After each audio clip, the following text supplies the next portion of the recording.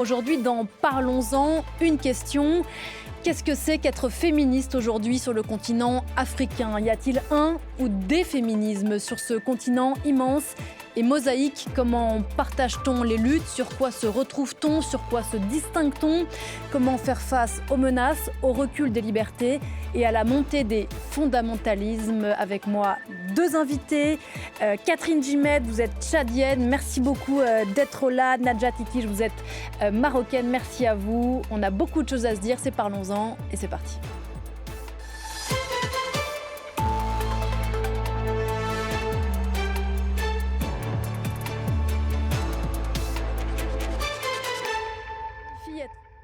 Aujourd'hui en Afrique, c'est le sujet donc de notre discussion. Avec moi sur ce plateau aujourd'hui, Nadja Tikiche, bonjour. Bonjour. Merci beaucoup d'être là. Vous êtes marocaine, militante de longue date des droits des femmes. Vous avez créé il y a une vingtaine d'années une fondation qui s'appelle ITO pour l'hébergement et la réhabilitation des femmes victimes de violences.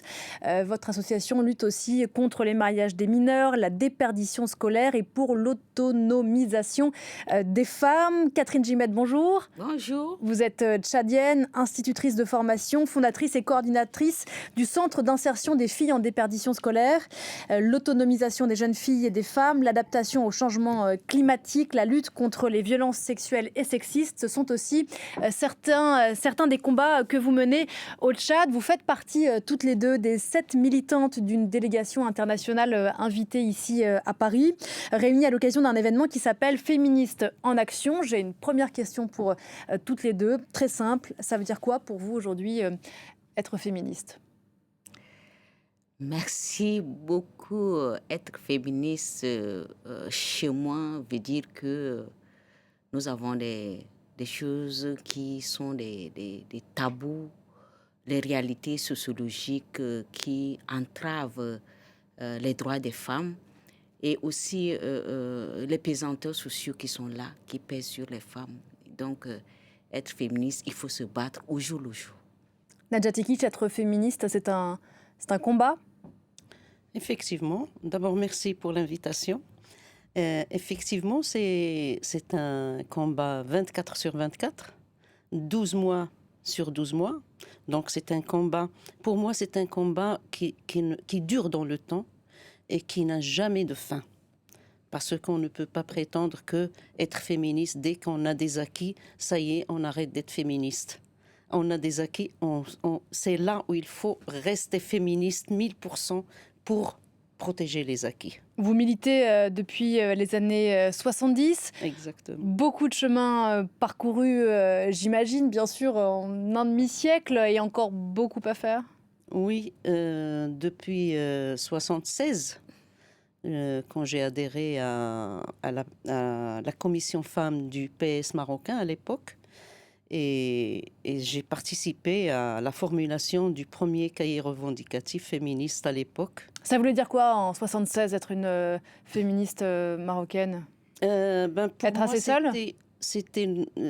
Enfin, j'ai été féministe depuis que j'étais petite. Je voyais les inégalités dans le quartier, dans les familles, dans ma famille aussi.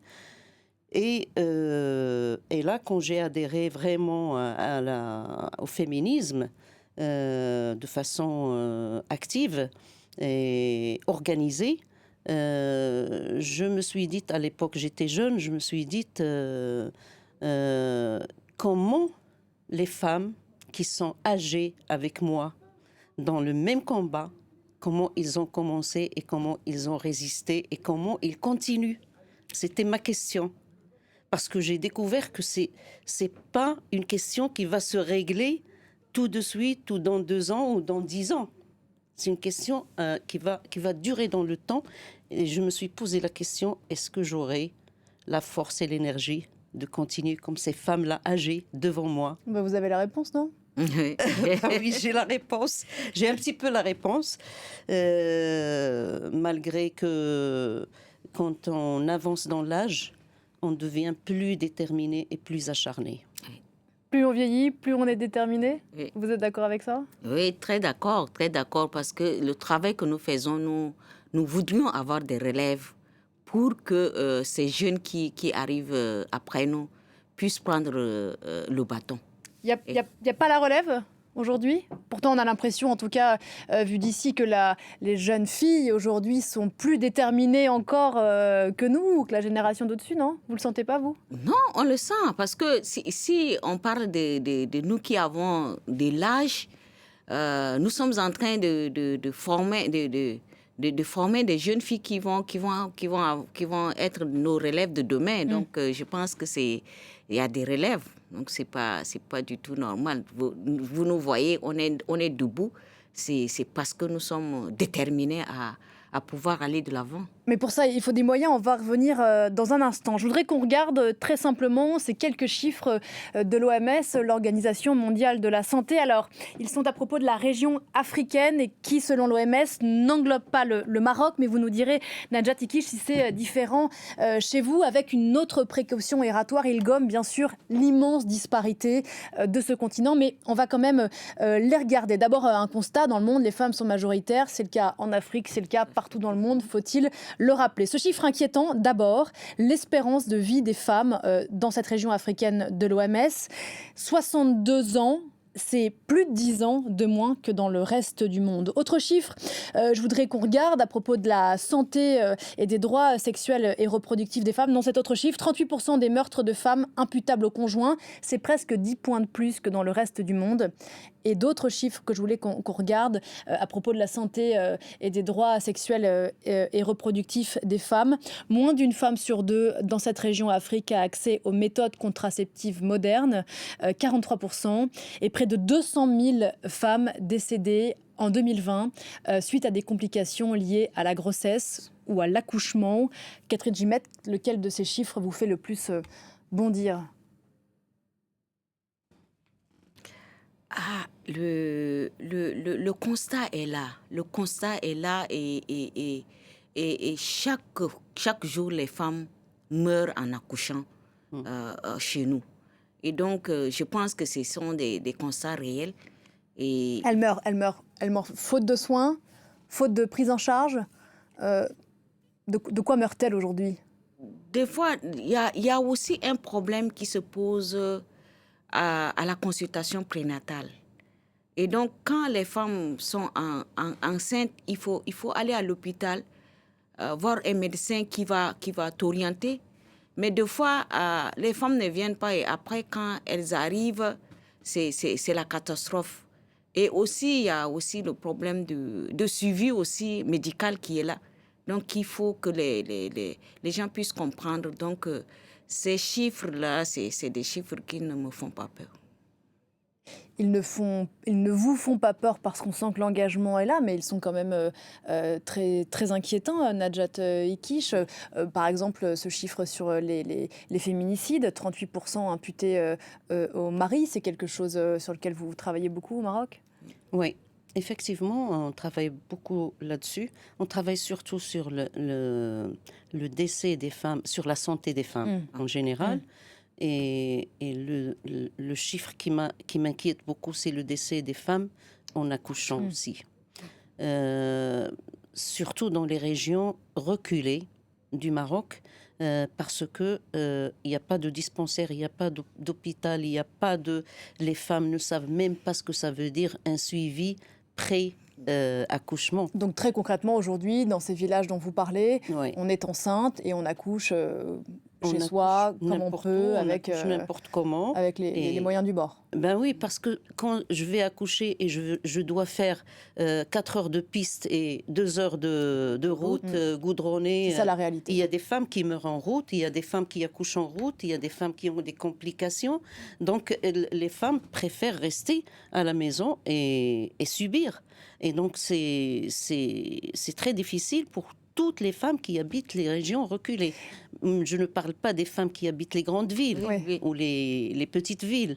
Ils ont un petit peu de moyens, mais celles qui habitent les régions reculées, elles sont nombreuses en plus, les femmes de l'Atlas, les femmes du Rif, les femmes du Moyen Atlas, etc. La majorité des femmes, elles meurent en accouchant parce qu'il n'y a pas de moyens. C'est pas parce qu'elles ne veulent pas aller Bien sûr. faire C'est le suivi. voilà, le point commun entre vos deux pays, mais j'imagine beaucoup d'autres pays, c'est la politique publique en matière de santé. C'est une question d'allocation des ressources, Ouais. Oui. mais qui est due à quoi? À quelle volonté derrière? À quelle non-volonté derrière? Ben, il y a déjà le fait que la question des femmes ou la spécificité de la question des femmes et des problèmes des femmes ne sont pas pris en considération. Ça, d'une part. D'autre part, les budgets consacrés à la santé et à l'enseignement sont au-dessous de ce qu'il faut allouer Alloué. à ce créneau-là. Donc, et pourtant, c'est deux créneaux qui sont très importants et sur lesquels il faut travailler, il faut consacrer un budget énorme. La troisième des choses, c'est que les élus locaux ne savent pas ce que ça veut dire la santé des femmes. Ils ne savent pas ce que subit une femme quand elle accouche. Pour eux, la femme, elle est enceinte, elle accouche point à la ligne, comme l'ont fait les grands-mères, les arrière-grands-mères, etc. Donc, il faut tout un travail de changement de mentalité au niveau des élus locaux, au niveau des populations, pour que tout le monde sache que une femme enceinte qui accouche ou une femme malade, c'est pas un homme malade ou un garçon malade. Nadja Tikish, une des raisons du problème, c'est que, pas Catherine Gimé, pardon, c'est que quand Nadja Tikish vous parlez des élus locaux ELUS, il manque un E à ce mot, c'est bien parce que ce pouvoir-là, ce pouvoir local, ce pouvoir de débloquer des fonds est tenu par des hommes.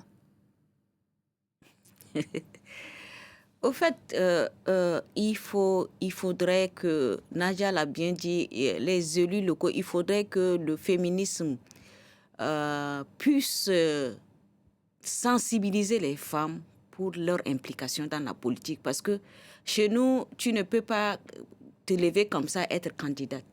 Mais il faut s'adhérer à un parti politique et il faut tout ça pour que tu sois élu.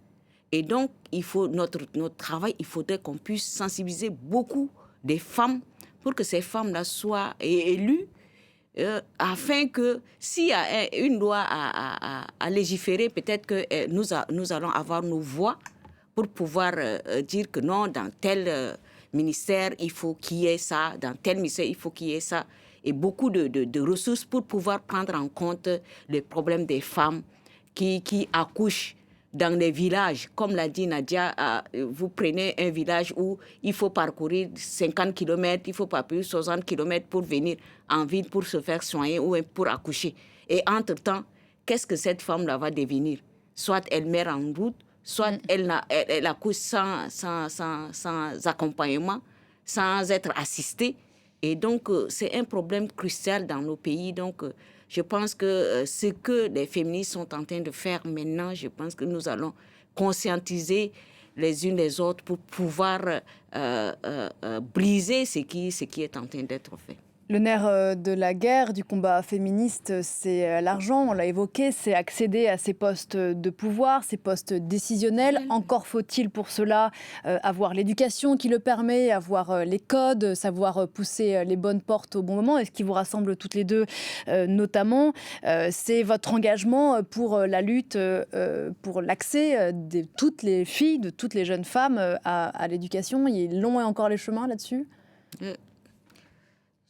Oui, allez-y. Je pense que tout ce que nous disons là, il faudrait qu'il y ait l'éducation. Et l'éducation, il faudrait commencer par l'éducation de base. Et cette éducation de base permet à ce que la jeune fille qui est là, qui entre à la maternelle, qui va au primaire, qui va au secondaire, qui va aller à l'université, puisse comprendre ce qui se passe. Hein? Mais maintenant, si on vient seulement à l'école, au primaire, on tombe, on attrape une grossesse non désirée, on va en mariage forcé ou précoce, et on arrête tout. Et donc, il faudrait que nous conjuguons nos forces, nous les féministes, pour pouvoir avoir une éducation de qualité, hein, et aussi former aussi les femmes. Hein, les femmes les filles qui ont abandonné l'école et qui sont devenues des femmes, il faudrait qu'on ait qu'on ait des formations pour les amener à comprendre l'enjeu. Et sinon, les défis sont énormes. Nadja Tikish. Oui, c'est vrai que ce créneau-là de l'éducation des filles, nous, on a travaillé dessus depuis la création de l'association. Et surtout parce qu'on organise des caravanes dans les sociales des femmes pour l'égalité dans des régions très reculées. Et on reste avec les gens, les populations pendant 10 jours, 15 jours, à en discuter que des droits, des violences faites aux femmes. On est de 60 à 80 personnes bénévoles qui travaillent sur toutes les problématiques vécues liées à la violence faite aux femmes. Qu'est-ce qu'elles vous disent, les jeunes filles, les petites filles que vous rencontrez? Elles ont envie, disons, elles se projettent, elles se rêvent, elles s'ambitionnent, Elles sont ambitieuses. Ils ont envie que leur vie change. Ils ont envie de terminer leurs études. Ils ont envie parce que déjà, quand on leur demande qu'est-ce que tu veux être dans l'avenir, alors je n'entends que médecin, prof universitaire. Ils se projettent dans l'avenir. Ce que ne faisait pas leur mère. Ce que ne faisait pas leur mère, mais les mères aussi, parce qu'il y a des ateliers. Il y a l'atelier « Madame, vous avez la parole, parlez et prenez la décision et décidez ». Est-ce que c'est ce que les mères veulent pour leurs filles aussi? C'est ce que les mères veulent pour leurs filles et ce que les mères voulaient pour elles. Ah ouais. Donc, ils sont là-dedans, les mères. Mais pour elles croient que c'est trop tard. Mais pour leurs filles, elles veulent protéger leurs filles. C'est pour ça, d'ailleurs, que les mamans proposent, pendant la prise de parole, que les filles qui ont quitté l'école, qu'on les aide à réintégrer l'école. Que les filles qui sont qui sont encore à l'école puissent continuer. Ils voient en nous le sauveur de leurs filles. Et c'est pour ça aussi qu'on les aide, parce qu'ils voient en nous les sauveurs. On les aide à s'autonomiser, à s'organiser, à créer des associations et à connaître les outils de négociation, de plaidoyer, de rencontre, d'aller vers les décideurs. C'est tout un cycle de formation. Et les mamans, elles apprennent ça. Et ils forment leurs associations. Elles mettent en place des projets générateurs de revenus, parce que sans autonomie économique, elles ne peuvent pas avoir une place dans la famille et dans la communauté, parce qu'on sait très bien, vous l'avez dit tout à l'heure, le pouvoir de l'argent. Le pouvoir de l'argent qui permet d'avoir le pouvoir aussi dans la décision. Catherine Gimette, oui, le mouvement, il est double. Il faut qu'il se fasse dans la sphère publique, bien sûr, mais il ne marche pas. Ce mouvement-là, il ne peut pas. Il s'alimente parce qu'il se passe aussi dans la sphère privée, au sein de la famille, dans la place de la femme, dans la famille. Au fait, ce constat-là, nous le faisons dans la famille d'abord et nous sortons dehors. Parce qu'il y a le problème des discriminations qui se posent dans la famille. Parce que d'autant plus que nous avons commencé, nous avons dit que à la rentrée de l'école, il y a des filles qui vendent à la sauvette. Et la fille, à l'âge d'aller à l'école, nous leur posons la question, on demande pourquoi à l'heure de l'école, tu ne viens pas à l'école et tu es en train de vendre. Et ces filles nous disent que non, moi je suis venue du village, je suis restée avec ma tante, je suis restée avec telle personne, mon oncle, et qu'il n'y a pas... Je dis, mais pourquoi? Donc, nous, on fait le counseling de ménage en ménage, aux heures de cours. Donc, après, on revient pour demander qu'est-ce qui ne va pas. Et c'est en ce moment-là seulement que ils nous disent que non, c'est parce qu'on n'a pas l'argent d'inscrire. Donc, on répercute ces filles-là. Et maintenant, parce que deux fois, la fille elle-même ne veut pas aller à l'école. Donc, il faut reconnaître ça aussi. Elle-même, elle ne veut pas aller à l'école. Donc, il faudrait travailler avec elle. Qu'est-ce qu'elle voudrait faire?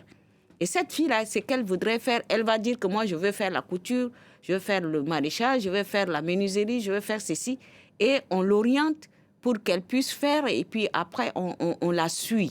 On suit les enfants qu'on les réinscrit à l'école, on les suit. Et après... on dit, on ne va pas laisser comme ça. On a dit, bon, maintenant, il faut il faut créer une association de mères d'élèves. Et ces mères d'élèves-là, c'est des associations où moi, je ne suis pas allée à l'école. Est-ce que moi, je pourrais laisser ma fille rester à la maison? Donc, mon rôle, c'est de pousser ma fille à aller à l'école et que demain, ma fille pourrait maintenant faire quelque chose qui va nous arranger dans la famille. Donc, je pense que ces mouvements, c'est un mouvement que de la famille jusqu'au niveau, même au niveau supérieur, ce mouvement, il y en a dedans. Quels sont les freins aujourd'hui à l'avancée des droits des femmes qui avancent, mais qui avancent sans doute encore trop lentement, et c'est le cas ici en Europe, j'imagine, comme en Afrique, chacun a son rythme. Quels sont les freins? On évoquait récemment le cas de la Gambie qui pense à relégaliser l'excision sous pression de groupes religieux. Est-ce que ça fait partie des freins, ces pressions-là?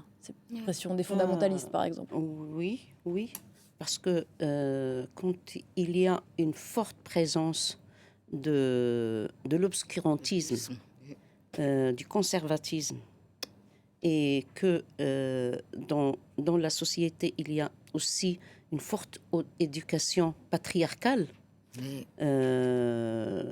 qui privilège le machisme. Donc, c'est évidemment la montée de tous ces courants-là qui représentent des freins pour l'évolution des droits des femmes et qui représentent des freins pour la mise en place même des politiques qui peuvent faire évoluer les droits des femmes. Je donne l'exemple du Maroc. L'exemple du Maroc, dès que le mouvement des femmes commence à parler du changement du code de la famille, alors là, on va tous les courants conservateurs, extrémistes, patriarcat, tous les courants qui se mettent d'accord pour une fois, et qui déclarent la guerre au mouvement des femmes et à l'égalité entre les hommes et les femmes. Dernièrement, on est en train de batailler pour ce changement-là. Oui, il faut raconter ce qui se passe au Maroc. Racontez-nous autour du code de la famille. On a mis en place une coordination d'associations de femmes qui regroupe beaucoup d'associations de femmes, de jeunes, de tout âge. Et cette coordination, elle a discuté pendant des mois autour d'un mémorandum qu'elle a présenté à la commission. La commission qui va faire le travail sur les propositions qu'elle va proposer pour le vote. Pour réformer ce code. Donc notre mémorandum, il était clair, il est vraiment basé sur des réalités. Donnez-nous un exemple concret, par exemple, de choses qu'il faudrait changer dans ce code. Par exemple, l'interdiction des mariages des petites filles. Ça, c'est vraiment une revendication sur laquelle on ne peut pas faire des concessions. Qui n'existe pas aujourd'hui, bien sûr, dans ce code. Dans le code actuel, il y a interdiction, mais avec un peu de souplesse, qui donne le droit au juge de trancher s'il y a besoin. Ce qui fait que cette interdiction est détournée. Il y a une exception. L'interdiction de la polygamie, la question de la pension alimentaire, de divorce, etc. Donc, tous ces changements, surtout la question des mariages des mineurs et l'interdiction de la polygamie, c'est important d'insister là-dessus parce que c'est les 20 ans qu'a fait le Code de la famille actuel ont démontré que ces textes de loi sont dépassés et puis il y a une majorité de filles et de femmes qui en souffrent le martyre. Donc c'est une violence à l'égard des femmes. Marier une fille à 10 ans, 12 ans, 13 ans, c'est une violence sexuelle, c'est une pédophilie. Donc, est-ce que les textes de loi vont encourager la pédophilie? Le code pénal, il punit toute personne qui a un rapport sexuel avec une mineure, mais le code de la famille permet de se marier avec une mineure. C'est une contradiction. Et dès qu'on a transmis le mémorandum qui a été retravaillé par la commission des experts. Il y a eu un front uni face à vous. Il y a un front uni et dernièrement, c'est pire parce que dernièrement, il y a les menaces de mort contre les féministes. 22 féministes ont reçu des courriers de menaces de mort. Je voudrais parler de ça parce que c'est très important. Catherine Gimette, aujourd'hui, être militante féministe au Tchad, est-ce que c'est risquer sa vie? Être féministe au Tchad, c'est... Est-ce que vous recevez des menaces? Oui, mais quand on dénonce ce qui ne va pas, on nous interpelle toujours. Donc, je pense que c'est ce que nous sommes en train de faire, c'est aider notre gouvernement à aller de l'avant. Nous n'allons pas à l'encontre du gouvernement. D'autant plus que nous ne voulons pas le pouvoir. Nous sommes en train de les amener à comprendre que vous avez ratifié des textes, vous avez ratifié des lois, des conventions. Donc, il faut suivre ces conventions-là qui protègent les droits des femmes. Et vous n'êtes pas en combat contre les hommes non plus. C'est pas ça l'idée. Non, combat... À leur côté, avec eux. Non, on ne peut pas combattre les hommes parce qu'il n'y a rien que nous faisons sans les hommes. Il faudrait que nous sommes complémentaires. Donc, je pense que c'est le travail que nous faisons, ça aide nos gouvernements, surtout dans nos pays respectifs. Je voudrais vous montrer l'extrait d'une tribune qui est parue dans le journal français Libération au début du mois de mars, qui était signée par des militantes d'un peu partout sur le continent. Je pense notamment à l'ivoirienne Marie-Paule Aukry, qu'on a souvent reçue sur ce plateau. Il est écrit « Dans la plupart de nos pays, les féministes sont de plus en plus diabolisées et en danger », ce qu'on disait à l'instant. Elles subissent tous les jours des pressions et des menaces. Elles sont accusées de mettre en œuvre un agenda occidental et de vouloir pervertir nos sociétés. Nadja Tikic, c'est quelque chose que vous avez déjà entendu, ça c'est des droits, c'est des revendications d'occidentales et ça n'a rien à voir avec nous? Exactement, parce que ça fait partie du quotidien des féministes au Maroc, par exemple, ou je crois ailleurs aussi. C'est un agenda occidental, vous êtes payés pour faire ça, vous êtes financés pour notre faire société. Ça, pour ramener les lois occidentales, etc. Et c'était ça le rôle des caravanes sociales des femmes pour l'égalité. Parce que tout ça est contredit par les témoignages frappants des femmes et des filles qui exposent leur réalité, qui proposent elles-mêmes des changements. Bien sûr. Et qui disent au gouvernement, si vous voulez qu'on s'en sorte et si vous voulez que nos régions se développent, investissez dans l'enseignement. On est victime de déperdition scolaire. Nous, on n'a pas choisi l'analphabétisme. On ne l'a pas choisi. Il nous a été imposé. On n'a pas choisi d'être isolés. On nous a imposé d'être isolés. C'est des témoignages. C'est de femmes qui ont subi le martyre, qui subissent des violences et qui disent le code de la famille doit nous protéger. Et on a même fait la projection des capsules vidéo au sein du Parlement pour leur montrer, voilà, c'est ça la réalité. On n'a rien ramené de l'étranger ou de l'Occident. Les féminismes africains, le féminisme africain, mais le féminisme où qu'il soit ne doit rien à personne, n'a aucune influence quelle qu'elle soit. Les droits des femmes sont intrinsèques à la condition de la femme et ça n'a rien à voir avec l'Occident, l'Europe. C'est ce que vous, bien sûr, c'est ce que vous vivez au quotidien. En fait, le travail de Féministes en Action, ça vient aider ce que nous sommes en train de faire dans le cadre des droits de l'homme, dans le cadre de droits de l'enfant, dans le cadre de tout ce que nous faisons. Mais il ne faudrait pas que... aujourd'hui, quand on dit que tu es féministe, comme l'a dit Nadia, c'est comme si vous êtes en train de mettre votre pays à plat et tout ça, à sang et tout ça. Donc, il faudrait que nos gouvernants aussi revoient leur manière de faire. Parce que dans un pays dans mon pays où 52% des femmes et la majorité analphabète, je pense que c'est un grand problème. C'est un grand problème. Donc, qu'est-ce qu'il faut faire pour pallier à cela? Donc, pour pallier à cela, il faut mettre des ressources au niveau de l'éducation, comme l'a dit Nadia tout à l'heure, au niveau de l'éducation, au niveau de la santé, de la reproduction. Et par rapport à ça, je pense que le travail des ONG sur place qui nous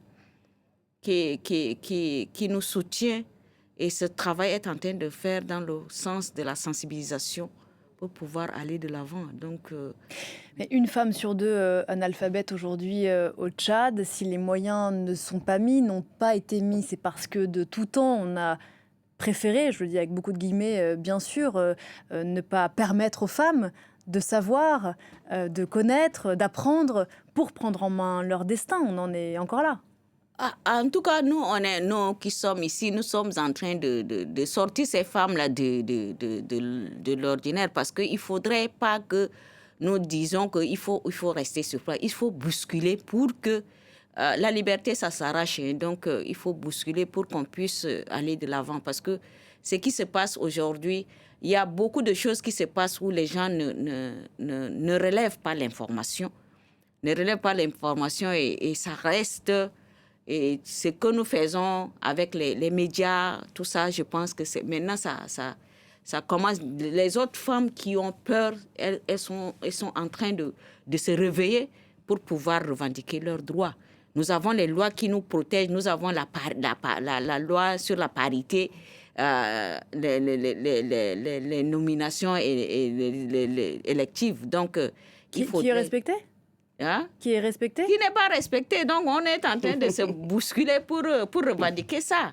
Je crois qu'il y a une seule femme présidente en exercice aujourd'hui en Afrique, c'est en Tanzanie. Oui. Je voudrais qu'on parle d'un autre défi immense qui concerne les femmes, et pas qu'en Afrique. Ce sont les premières victimes du changement climatique aujourd'hui, les femmes. Je donne un exemple que j'ai relevé sur le site de l'ONG CARE, qui commence par cette question. À qui incombe, je crois que la question vaut dans le monde entier, les tâches domestiques au Maroc, au Tchad ou ici en France? Ce sont les femmes, et par extension, à qui incombe la tâche notamment d'aller chercher de l'eau quand elle se fait de plus en plus rare.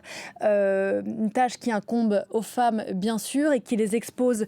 Plus l'eau se raréfie, plus ça les expose à des chemins longs, à des trajets longs et donc à des violences. Est-ce que là aussi, il y a une prise de conscience sur le fait que les femmes aujourd'hui sont les premières victimes de ce dérèglement climatique et qu'il faut leur donner les moyens aussi de faire face à ça? Oui, tout à fait. Parce que, par exemple, vous avez parlé de la question de l'eau. Avec le réchauffement climatique, il y a moins d'eau. Donc la femme, elle fait 1h30 pour aller chercher l'eau, aller 1h30 retour. Maintenant, il faut aller chercher à l'autre source d'en haut parce qu'il n'y a plus dans la source à côté de son village. C'est pas une histoire qu'on se raconte, ça. C'est une réalité. Non, c'est une réalité. Nous, on a des témoignages. On a filmé les femmes faire ces trajets-là. Et en plus de ça, je peux vous dire que par exemple, il y a l'argan au Maroc. C'est une ressource de laquelle les femmes profitent pour améliorer leur économie, leur budget. L'huile d'argan. L'huile d'argan. Elles font l'huile d'argan. Donc l'argan maintenant, avec le réchauffement climatique, il est en train de disparaître. Ouais. Plusieurs hectares sont en train de disparaître. Donc, je crois que si ça continue comme ça, dans peu de temps, il n'y aura plus d'argonniers.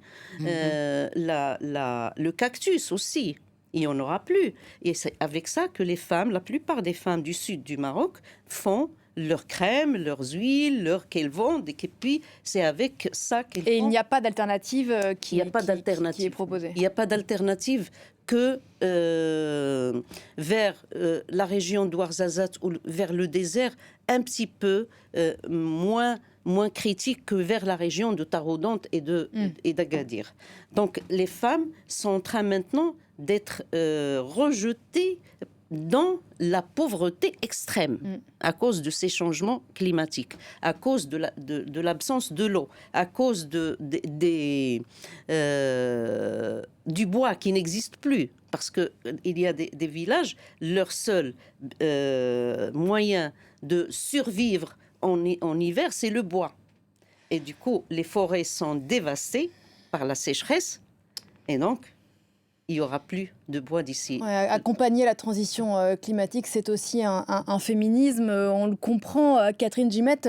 Les pays riches, les pays du Nord ont la ressource. Ils ont aujourd'hui la responsabilité vis-à-vis de vous, des militantes, des femmes en lutte. Au fait, ce problème, il faudrait qu'on puisse avoir beaucoup de ressources pour faire, parce que lorsque nous avons eu un appel par rapport au Fonds féministe en action, nous avons écrit le projet sur les femmes agricultrices face au changement climatique. D'autant plus que quand les femmes font des champs, il n'y a pas de rendement. Vous pouvez faire un champ sur 3 hectares, vous allez avoir 2 sacs de mil, un sac d'arachide.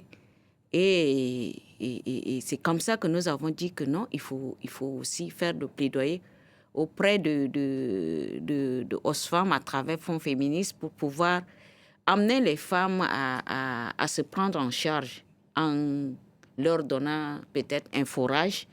Et ce forage a permis à ce que ces femmes-là, maintenant, elles font l'élevage, elles font le maraîchage. Et donc, ce problème, c'est un problème crucial de l'eau. Les femmes quittent de 2-3 kilomètres pour aller chercher de l'eau et revenir.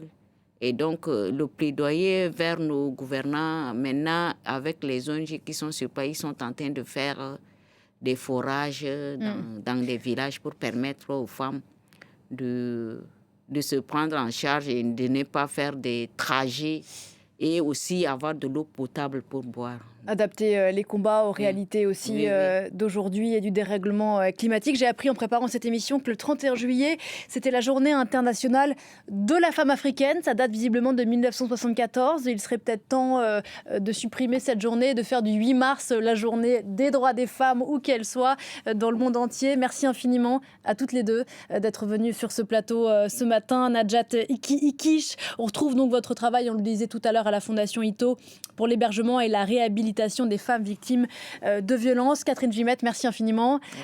Du Tchad, institutrice de formation, fondatrice et coordinatrice du Centre d'insertion des filles en déperdition scolaire.